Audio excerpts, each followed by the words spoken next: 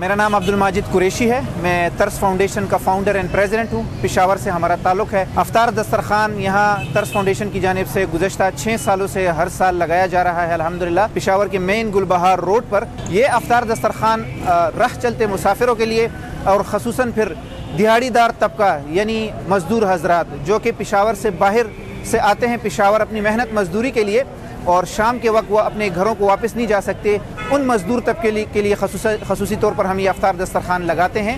हमारे इस अफ्तार दस्तरखान में 400 वाल चावल वो मेन डिश में शामिल है। साथ में फिर 3 किस्म के फ्रूट, खजूर, रूह अफ़ज़ा शरबत, पकोड़े, समोसे वगैरह हम सर्व करते हैं। अज़ान जब हो जाती है तो मुसाफिरों को गाड़ियों में हम अफ्तार सर्व करते हैं खजूर शरबत और अफ्तार पैक्स की शक्ल में। इस इदारे में हमारे पास कोई गवर्नमेंट की इमदाद या कोई डोनर एजेंसीज़ की इमदाद शामिल नहीं है।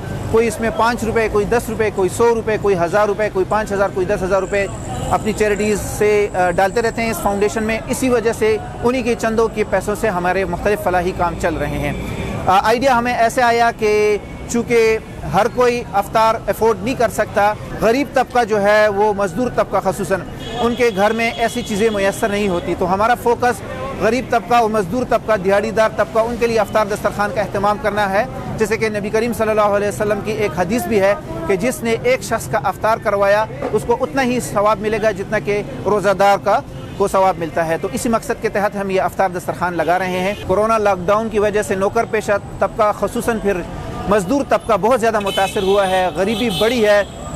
ऐसे में अफ्तार दस्तरखान का अहतमाम करना ये हमारे लिए जो है खुशाइन बात है। पहले की निस्बत आजकल रश बहुत ज़्यादा है क्योंकि लॉकडाउन की वजह से गुर्बत बहुत ज़्यादा बढ़ गई है। गरीब और नौकर पेशा तबका बहुत ज़्यादा मुतासर हुआ है, गरीबी बढ़ी है।